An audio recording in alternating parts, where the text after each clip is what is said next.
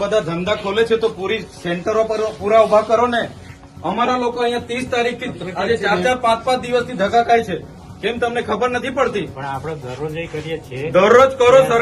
સરકારને તમે કહો ભાઈ અહીંયા કેન્દ્ર નથી ચાલતા, એ સરકારને વાત કરો। પોસ્ટમાં કેમ નથી ચાલતું, BSNL માં કેમ નથી ચાલતું? ભાઈ તમારી જવાબદારી નથી? એને પૂછ્યું છે, બોલાવો એ લોકોને। નથી કેમ ઓપરેટર નથી તો એની વ્યવસ્થા કરો, સરકારને વાત કરો।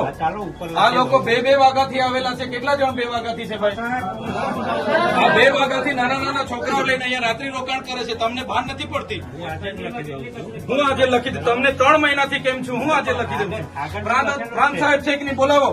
દ્રશ્યો તમે જે જોયા એ દેડિયાપાડાના છે। ચૈતર વસાવાને પણ તમે જોયા। આમ આદમી પાર્ટીના દેડિયાપાડાના ધારાસભ્ય ચૈતર વસાવા ફરી એકવાર એમની મામલતદાર સાથે બબાલ છે સામે આવી છે। બબાલ શેના માટે કરી રહ્યા છે એ જાણીશું આ વિડીયોમાં। નમસ્કાર, આપની સાથે હું સેજલ।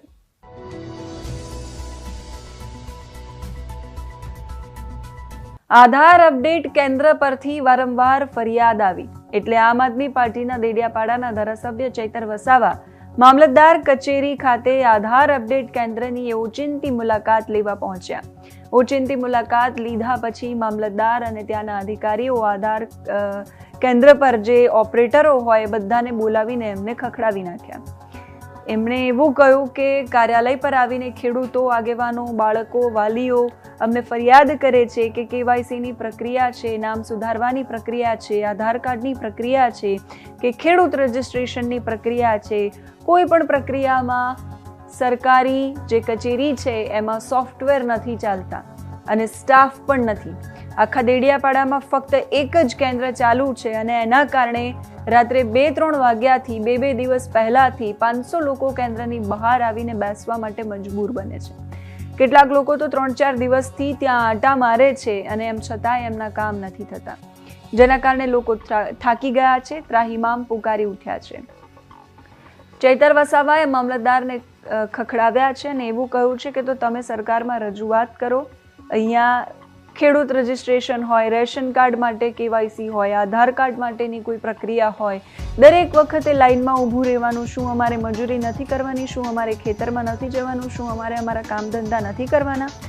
પહેલાં આધાર કાર્ડ માટેની તમે પ્રક્રિયા ચાલુ કરો, પછી તમે રેશન કાર્ડ માટેની પ્રક્રિયા ચાલુ કરો, એટલે 2 મહિને આવું બધું આવ્યા રાખે અને સતત આવા કામો થયા કરે। એટલે અમારે અમારા રેગ્યુલર કામો છોડીને શું અહીંયા લાઇનમાં જ ઊભું રહેવાનું છે? કેન્દ્રોમાં સાધનો ઓછા છે તો સાધનો મંગાવો, સરકારને રજૂઆત કરો। ઓપરેટરો નથી, સ્ટાફ નથી તો ભરતી કરો। આ બધી જ વાત મામલતદારને કરી છે। સાથે એમની પ્રતિક્રિયા પણ સામે આવી છે। પહેલા એ દ્રશ્યો જોઈ લઈએ જ્યાં મામલતદારને ખખડાવી રહ્યા છે અને પછી સાંભળીએ એમણે શું કહ્યું છે। બધા ધંધા ખોલે છે તો પૂરી સેન્ટરો પર પૂરા ઉભા કરો ને। અમારા લોકો અહીંયા 30 તારીખથી આજે 4-5 દિવસથી ધક્કા ખાય છે। કેમ તમને ખબર નથી પડતી? પણ આપણે દરરોજ કરીએ છીએ। દરરોજ કરો। સરકારને તમે કહો ભાઈ અહીંયા કેન્દ્ર નથી ચાલતા, એ સરકારને વાત કરો। જો મામલતદાર શ્રી, આ લોકોને તમે જ રેશન કાર્ડ આપ્યા છે, બરાબર છે? સરકારે જ રેશન કાર્ડ આપ્યા છે, તેને KYC કરવાના 2 મહિનાથી આ લોકો ધક્કા ખાય છે। આધાર કાર્ડ આપણે જ આપ્યા છે, સરકારને કહો આપણે જ આપ્યા છે, તેને અપડેટ કરાવવાની શું જરૂર પડી ગઈ છે? તમારે ડેડિયાપાડામાં કેટલા કેન્દ્રો ચાલે છે પૂછો અમને। ડેડિયાપાડામાં આપણે ICDS નું 2 ચાલે છે, એક અહીંયા। પોસ્ટમાં કેમ નથી ચાલતું, BSNL માં કેમ નથી ચાલતું? ભાઈ તમારી જવાબદારી નથી? એને પૂછ્યું છે, બોલાવો એ લોકોને। નથી કેમ ઓપરેટર નથી તો એની વ્યવસ્થા કરો, સરકારને વાત કરો। આ લોકો 2 વાગ્યાથી આવેલા છે। કેટલા જણ 2 વાગ્યાથી છે ભાઈ? આ 2 વાગ્યાથી નાના છોકરાઓ લઈને અહીંયા રાત્રિ રોકાણ કરે છે। તમને ભાન નથી પડતી? હું આજે લખી દઉં। તમને 3 મહિનાથી કેમ છું, હું આજે લખી દઉં છું। પ્રાંત સાહેબ છે કે નહીં, બોલાવો। તમને કઈ ઓફિસમાં બેહીને હમણાં નથી। આ તમે બધા નોકર છો ભાઈ। આ પ્રજાના ટેક્સનો પગાર તમને મળે છે, નોકરી કરવાની હરકા કરો। પ્રાંત અધિકારીને બોલાવો ભાઈ।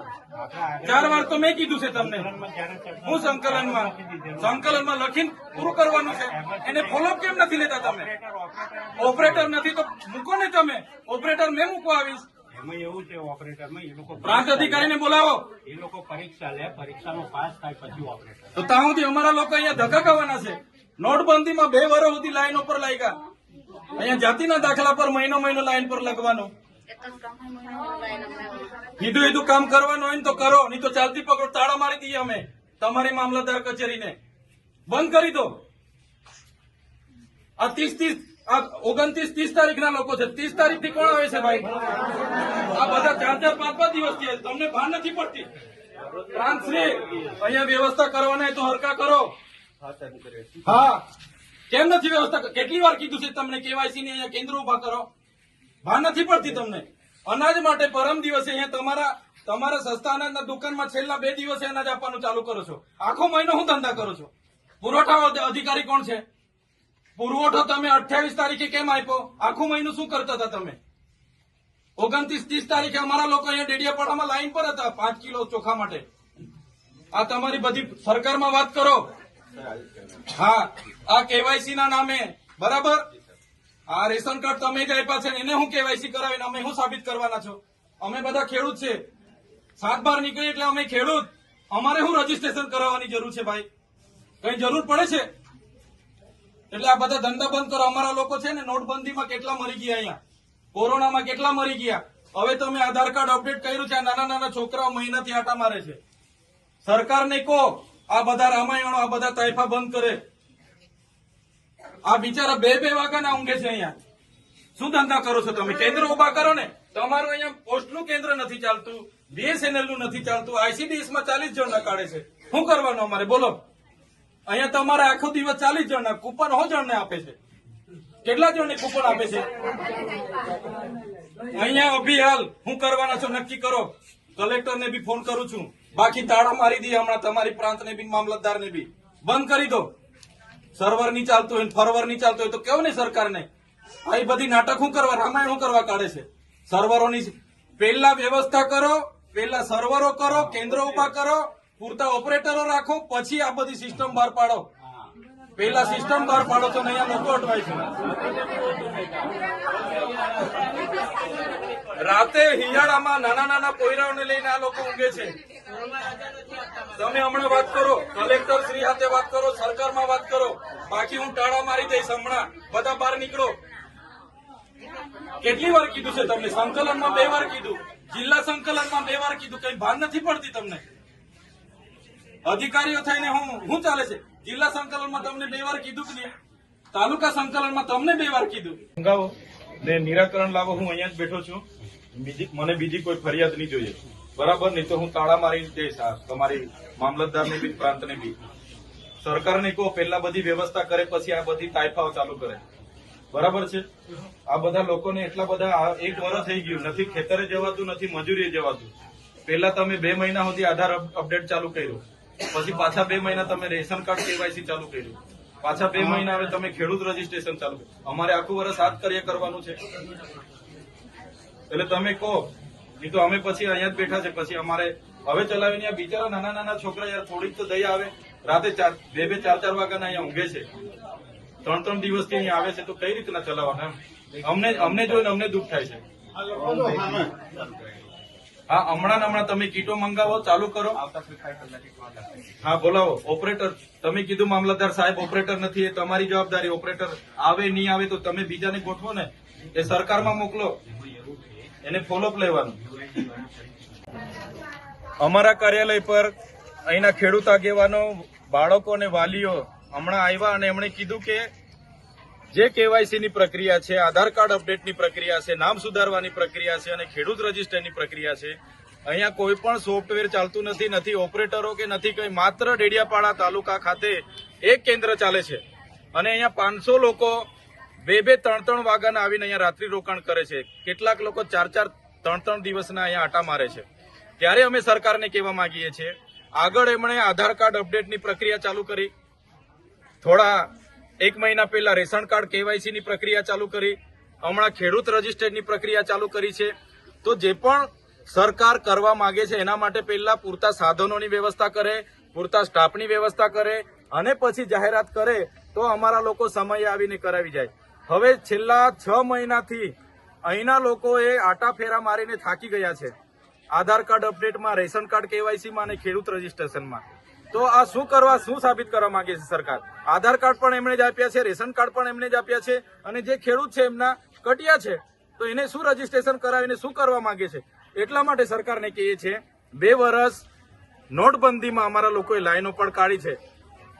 2 વર્ષ કોરોનામાં સોશિયલ ડિસ્ટન્સમાં 2 વર્ષ નીકળી ગયા છે. આજે અનાજ માટે છેલ્લા 2 દિવસે વિતરણ થાય એમાં અડધા લોકો રહી જાય છે. તો આવી બધી સમસ્યાઓ છે. જો સરકાર તાકીદે નિર્ણય નહીં લેશે તો અમારે મજબૂરી વશ આ મામલતદાર અને પ્રાંતને અમારે તાળા મારવા પડશે. એટલે જેમ બને તેમ વધારે કેન્દ્રો અહીંયા સગવડ કરે પ્રાંત અધિકારી અને મામલતદાર શ્રી, કલેક્ટર શ્રી, અને લોકોના આધાર કાર્ડ અપડેટ, નામ સુધારવાના હોય, કેવાયસી કરવાના હોય કે રેશન કાર્ડ કેવાયસી કરવાના હોય કે ખેડૂત રજીસ્ટ્રેશન કરવાના હોય એ અહીંયા તાત્કાલિક ધોરણે કરે એવી માંગ કરીએ છીએ. 2 દિવસ પછી ફરી અમે મુલાકાત લઈશું ગુરુવારના રોજ, અને જો લોકોને ન્યાય નહીં મળશે તો અમારે મજબૂરી વશ મોટા તાળા લાવીને અહીંયા અમે મારી દઈશું અને કલેક્ટર કચેરી આ બંધ કરી દઈશું. તો જનતાના પ્રશ્નો ઉઠાવતા ફરી એકવાર મામલતદારને ચૈતર વસાવા ખખડાવતા જોવા મળ્યા છે. સ્ટાફ અને સાધનોની પૂર્તિ કરવા માટે એમને વાત કરી છે. કોઈ જ વ્યવસ્થા નથી થતી, જેના કારણે લોકો છે ધક્કા ખાઈને પરેશાન થઈ ગયા છે. વ્યવસ્થા નથી તો સરકાર શું સાબિત કરવા માંગે છે? પહેલા નોટબંધીની લાઇનમાં ઊભા રાખ્યા, પછી કોરોનામાં સોશિયલ ડિસ્ટન્સિંગમાં 2 વર્ષ નીકળી ગયા, પછી અનાજ વિતરણમાં અડધા લોકો રહી જાય. આવી કેટલી બધી સમસ્યાઓ છે, અને જો તાત્કાલિક એમાં કોઈ નિર્ણય નહીં આવે તો અમારે મામલતદાર ઓફિસ અને પ્રાંત ઓફિસને તાળા મારવા પડશે. એટલે અત્યારે તો ચૈતર વસાવાએ એવી માંગ કરી છે કે તાત્કાલિક ધોરણે જે પણ આધાર કાર્ડ અપડેટ કે ખેડૂત રજીસ્ટ્રેશન કે રેશન કાર્ડ, કેવાયસી જેવા જેટલા પણ કામો છે બધા ચાલુ કરવામાં આવે. નહીતર 2 દિવસ પછી ફરી પાછા એ ત્યાં પહોંચશે, અને જો આવી હાલત હશે તો ઓફિસને તાળા મારી દેશે. અપેક્ષા એ રહેવાની છે કે જે પણ ત્યાં ખામી છે, જે ધારાસભ્યની રજૂઆત છે એના પર કાર્યવાહી થાય, લોકોની રજૂઆત છે એના પર મૂળતો કાર્યવાહી થાય અને લોકો પરેશાન ન થાય. બાકી તમે શું માનો છો? કમેન્ટ કરીને ચોક્કસથી લખજો. અત્યારે આ વિડીયોમાં બસ આટલું જ. નમસ્કાર.